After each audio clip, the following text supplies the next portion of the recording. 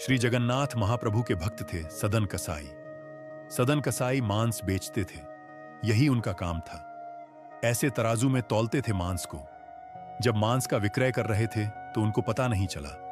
वह भार की जगह शालिग्राम जी को रखते थे, लेकिन कीर्तन उनको बड़ा प्रिय था।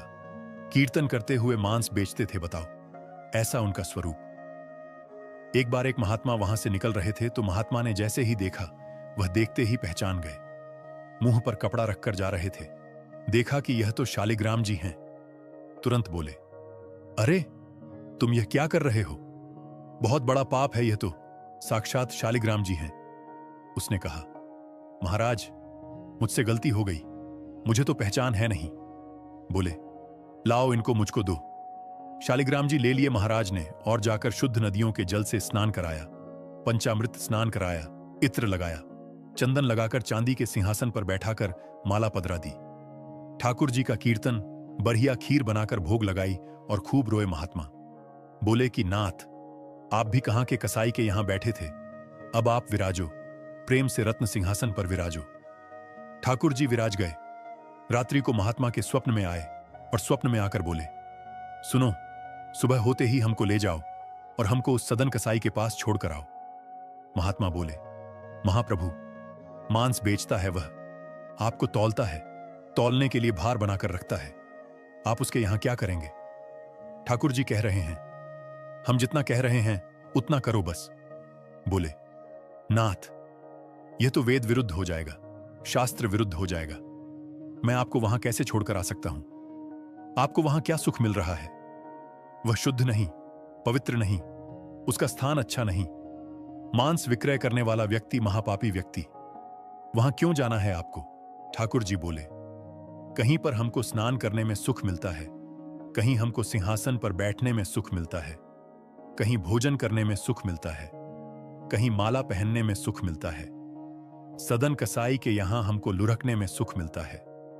उसके तराजू में जब वह तराजू से तौलता है तो हम इधर उधर लौट-पोट होते हैं, हमको उसमें बहुत आनंद आता है। हमको छोड़कर आओ उसके पास ही। और बोले, वह मांस विक्रय करता है, चलो जो भी है, लेकिन जब वह तौलता है और तौलते समय जब हम लुढ़कते हैं तो वह कीर्तन गाता है, वह मुझे बहुत अच्छा लगता है, मुझे उसके पास छोड़कर आओ। ना जाने कौन से गुण पर दयानिधि रीझ जाते हैं। सदन कसाई के पास महात्मा वापस आ गए और आकर शालिग्राम जी देने लगे। सदन कसाई बोला, नाथ, यहां क्यों ले आए इनको दोबारा? यहां तो मांस बेचता हूं मैं, बहुत गंदा स्थान है यह। बोले, धरो इनको अपने पास ही, ठाकुर जी रात में स्वप्न में आकर कह के गए हैं कि उनको तुम्हारे संग ही रहना है। हाथ पांव कांपने लगे, नेत्रों से अश्रुधारा बहने लगी। सदन कसाई विचार करने लगा कि मैं इतना पापी, इतना गंदा इंसान, और ठाकुर जी मुझसे मिलने के लिए, मेरे पास रहने के लिए व्याकुल हो रहे हैं। मैं इनके लिए इतना भी नहीं कर सकता कि यह दूषित काम न करूं। ज्यादा से ज्यादा क्या होगा, भोजन ही तो नहीं मिलेगा मुझे, धन ही तो नहीं कमाऊंगा, लेकिन इससे बड़ा और धन क्या चाहिए कि ठाकुर जी मुझसे मिलने के लिए व्याकुल हो रहे हैं। उसी समय सदन कसाई ने अपनी दुकान बेच दी, सब काम बंद कर दिया और बस अपने ठाकुर जी के लिए जीवन जीने लगा। आप मुझसे मिलने के लिए तड़प रहे थे नाथ, अब मैं तड़पूंगा आपसे मिलने के लिए, मैं आऊंगा आपसे मिलने के लिए। और निकल पड़ा सदन कसाई जगन्नाथपुरी की ओर। पूछा लोगों से, कहां है पुरी? लोगों ने दिशा बता दी। बोले, वहीं विराज रहे हैं जगत के नाथ, वहीं विराज रहे हैं साक्षात नंद नंदन। सदन कसाई निकल पड़ा जगन्नाथपुरी की यात्रा पर। बस बार बार उसके मन में एक ही भावना आती है, आप मुझसे मिलने के लिए तड़पे थे, आप मेरे पास रहने के लिए तड़पे थे, मैं आऊंगा आपसे मिलने के लिए। निकल पड़ा। कीर्तन की टोलियां जा रही हैं, वैष्णव जन नाचते गाते हुए जा रहे हैं। जैसे जैसे वैष्णवों की टोलियां और कीर्तन की टोलियां निकलते हुए देखे सदन कसाई, उसका मन हो कि मैं भी चला जाऊं। तो जो लोग पहचानते थे वह लोग कह देते थे, अरे कसाई है यह। तो सब लोग उसको कहते, भाई तुम हमसे दूर चलो, हमारी टोली में चलोगे, हमारे संग बैठकर खाओगे पियोगे, हम सब अपवित्र हो जाएंगे। जिस मार्ग पर सब लोग चल रहे हैं, सदन कसाई उस मार्ग से उतरकर चल रहा है। कहीं मैं इस मार्ग पर चलूंगा, मेरे चलने से मार्ग अपवित्र हो जाएगा। और स्मरण कर रहा है महाप्रभु श्री जगन्नाथ जी का।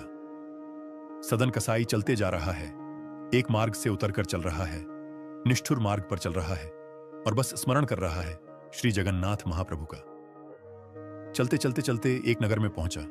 रात्रि का समय हो गया, शाम का समय हो गया। तो एक भवन बना था, घर बना था, उसी के बाहर सदन कसाई बैठ गया। सदन कसाई का रूप बहुत सुंदर, नेत्र, उनके केश, उनके मुख की आकृति, उनकी भुजाएं बहुत सुंदर थीं। भले ही कसाई थे पर सुंदर थे।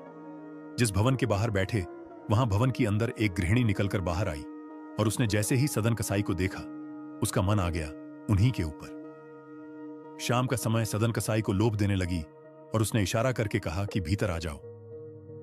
सदन कसाई ने उसकी ओर देखा और उनके मन में तो बस जगन्नाथ जी बैठे हैं, कोई ऐसा भाव तो दूषित था नहीं। उन्होंने इशारा कर दिया, कुछ इशारा किया और उस इशारे को उस कन्या ने, उस महिला ने ऐसा समझा कि मानो यह कहना चाह रहे हैं कि तुम भीतर जाकर पहले अपने पति का वध करो, तब मैं रहूंगा तुम्हारे संग। विषय हावी हो गया उस माता के। भीतर जाकर उसने अपने पति का वध कर दिया, मार दिया और बाहर आकर सदन कसाई से कहा, अब तो चलो, मैंने अपने पति को मार दिया, चलो मैं और तुम ब्याह कर लेते हैं। सदन कसाई बोला, देवी तूने यह क्या किया? मैंने तो नहीं कहा था कि तुम मारो। बोले, हो, तुम झूठ बोलते हो, तुमने ही तो कहा था कि उसका वध कर दो तब रहूंगा। अब तुम्हारे पास एक ही रास्ता है, या तो मेरे साथ रहो, नहीं तो मैं सबको बता दूंगी कि तुमने मेरे पति को मरवाया है। पर जिनके हृदय में श्री ठाकुर जी विराजमान हैं, उनको अन्य किसी के लोभ की इच्छा नहीं होती। उन्होंने कहा, ज्यादा से ज्यादा मार दोगी मुझको और क्या, बदनामी होगी, सब होगा, लेकिन मैं अपनी स्थिति से नहीं हट सकता। और उन्होंने अस्वीकार किया और हुआ वही, उसने हल्ला मचाकर सबको इकट्ठा कर दिया। मेरे पति को इसने मरवा दिया और यह आदि आदि सब कर दिया। सदन कसाई को बंदी बनाकर राजा के सामने प्रकट कर दिया। राजा के यहां उसको प्रस्तुत कर दिया, बंदी बना दिया और बंदी बनाकर कहा कि आप स्वीकार करते हैं कि आपने यह अपराध किया है इनके पति को मारने का। सदन कसाई कुछ नहीं बोला। बोले, क्योंकि पक्ष तो पूरा उन्हीं की तरफ जाने वाला है। मैं कितना भी मना करूं, मैं सफाई क्या दूंगा, मैं कैसे प्रस्तुत करूंगा, मैं विवाद कैसे करूंगा। वैष्णव का स्वरूप होता है वह विवाद में नहीं पड़ता।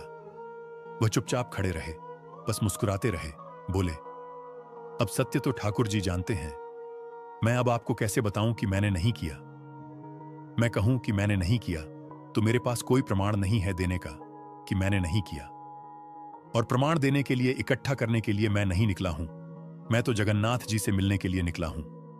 आपको जो दंड देना है बस मृत्यु दंड मत देना, बाकी जो दंड देना है दे दो, मुझे जगन्नाथ जी का दर्शन करना है। राजा ने सदन कसाई की बात तो मानी कि मृत्युदंड तो नहीं दिया, पर कहा कि जिन हाथों से तुमने उस व्यक्ति का वध किया उन हाथों को हम काट देंगे। सदन कसाई बोले, मैंने एक बार एक कथा में सुना है कि श्री जगन्नाथ जी की भी भुजा नहीं है, लो काट दो, जैसे मेरे स्वामी वैसा मैं, और अपनी दोनों भुजाएं आगे कर दी। मेरे स्वामी भी तो ऐसे ही रहते हैं। सदन कसाई ने अपने दोनों हाथ आगे किए और राजा के दूतों ने उनके हाथ काट दिए। पीड़ा में नहीं है, प्रसन्नता में है। आंसू तो निकल रहे हैं नेत्रों से, पर प्रसन्नता के आंसू हैं कि नाथ। आपने किसी रूप में तो मुझे स्वीकार किया। चलते जा रहे हैं, रक्त बह रहा है दोनों तरफ से, बस रास्ते में एक ही प्रार्थना कर रहे हैं, नाथ, है तो यह शरीर ही और यही माध्यम है मुझे आपके दर्शन का। इसमें जो यह पीड़ा हुई है, जो रक्त निकल रहा है, बस इससे केवल ठाकुर जी इतना, बस इतना रक्त बचने देना भीतर कि मैं जगन्नाथपुरी पहुंच जाऊं, आपका दर्शन कर लूं, उससे पहले मेरे प्राण न निकल जाएं। और चलते जा रहे हैं। जैसे ही श्री क्षेत्र में उन्होंने प्रवेश किया और जैसे ही प्रवेश किया, ब्रह्मवेदी पर श्री जगन्नाथ जी झूमने लगे। पुजारियों ने जाकर कहा, महाप्रभु जी आज्ञा करें, आप इतने प्रसन्न क्यों हैं? बोले, मेरा एक भक्त आया है, वह बेचारा बहुत कष्ट में है, आप लोग तुरंत पालकी लेकर जाइए, उसको लेकर आइए यहां पर। पुजारी सब पालकी लेकर दौड़े और पुरी में प्रवेश कर रहे वैष्णवों से पूछ रहे, अरे भैया, महाप्रभु जी का कोई भक्त आया है क्या? महाप्रभु जी ने पालकी भेजी है उसको ले जाने के लिए। महाप्रभु जी आज बड़े प्रसन्न हैं, उनका कोई परम वैष्णव भक्त आया है। सदन कसाई ने जैसे ही यह बात सुनी कि पुजारी हल्ला कर रहे हैं, कोई बहुत बड़ा भक्त आया है, महाप्रभु जी ने उसके लिए पालकी भेजी है। तो सदन कसाई इतने खुश हो गए, बोले आज ठाकुर जी के दर्शन तो होंगे, उनके एक प्रिय भक्त के भी दर्शन हो जाएंगे, कितना मेरा सौभाग्य होगा। और रही बात, मैं तो बहुत बड़ा पापी हूं। मैं तो रास्ता भर यही सोचता आ रहा था कि मैंने इतना पाप किया, इतना मांस बेचा है जानवरों का, महाप्रभु जी पता नहीं मुझसे नाराज होंगे। पर आज लगता है कोई परम वैष्णव भक्त आया है, तो महाप्रभु जी का मूड बढ़िया होगा, आज प्रसन्न होंगे। प्रसन्न मुद्रा में ठाकुर जी बैठे होंगे, तब मैं दर्शन करूंगा तो मेरे सारे अपराधों को क्षमा कर देंगे। वहां तो भीड़ लग गई पालकी के पास में। बोले हम हैं परम भक्त, और सदन कसाई दूर ही खड़े हैं। बोले इनमें से ही कोई होगा जो पालकी में बैठेगा, आज पहले उसको प्रणाम करूंगा, फिर महाप्रभु को करूंगा। वहां तो इतनी भीड़ लग गई कि पंडा पुजारी पालकी लेकर जान बचाकर भागे वहां से, क्योंकि सबको लगता है कि हमसे बड़ा भक्त तो कोई है ही नहीं। पालकी खाली लौटकर आ गई। महाप्रभु जगन्नाथ जी बोले तुम खाली आ गए, लेकर नहीं आए उनको? बोले भगवान, आपके एक दो भक्त तो हैं नहीं, वहां तो हजारों भक्त, एक पालकी उसमें कितनों को बैठा के लाएं। सब चढ़ने लगे, बोले हम हैं भक्त, हम हैं भक्त, आप कोई संकेत बताओ, आपके भक्त का कोई लक्षण। श्री जगन्नाथ प्रभु के नेत्र सजल हो गए। बोले मेरी तरह उसके भी हाथ नहीं है, जो आया है वही है मेरा भक्त, उसको लेकर आ। पुजारी पालकी लेकर दोबारा गए। पुजारियों ने जाकर जब उनकी स्थिति को देखा, कोई अपने नेत्रों के आंसुओं को रोक नहीं पाया। बार बार महाप्रभु जगन्नाथ जी को प्रणाम करें, कितने दयालु हैं नाथ, कितने कृपालु हैं आप। सदन कसाई को जाकर पुजारियों ने उठाया। बोले चलो, महाप्रभु जी ने तुम्हारे लिए पालकी भेजी है। सदन कसाई बोले आपको कोई गलत सूचना मिल गई, मैं नहीं हूं वह भक्त। बोले नहीं, तुम ही हो, ठाकुर जी ने आज्ञा करके भेजा है। सदन कसाई बोले अगर मैं पालकी में बैठा तो मेरे अभी प्राण निकल जाएंगे। आप सबसे प्रार्थना है मेरी, मैं महाप्रभु जी की आज्ञा स्वीकार करता हूं, मैं आपके संग चल दूंगा, लेकिन पालकी में नहीं बैठ सकता। चलने लगे। बस इसी बात से प्रसन्न हैं कि महाप्रभु जी ने मुझे स्वीकार तो किया। और जैसे ही सिंहद्वार पर पहुंचे और दंडवत करते ही जैसे ही श्री पतित पावन भगवान, सिंहद्वार पर ही पतित पावन भगवान हैं, बाहर ही उनका दर्शन हो जाता है। उनको देखा, देखते ही बोले यह पतित पावन भगवान हैं, श्री जगन्नाथ जी के ही समरूप हैं। पहले इनका दर्शन करते हैं, फिर जगन्नाथ जी का दर्शन होता है। जैसे ही दंडवत किया, अभी तक तो उनको ग्लानि नहीं थी कि मेरे हाथ नहीं हैं, पर अब दंडवत करते समय उनको तनिक एक ग्लानि सी हुई, काश मेरे हाथ होते तो मैं भी ऐसे दंडवत करता, दोनों भुजाएं आगे कर लेता। और इस भाव से जैसे जो शेष भुजा थे थोड़े से, उनको आगे करके रुदन करने लगे सदन कसाई। इतने में ही उनकी भुजा निकल कर आ गई और ठाकुर जी ने भुजा प्रदान करके उनके दंडवत को स्वीकार किया। श्री जगन्नाथ महाप्रभु की जय। ऐसे महाबाहु, ऐसे हमारे महाप्रभु श्री जगन्नाथ।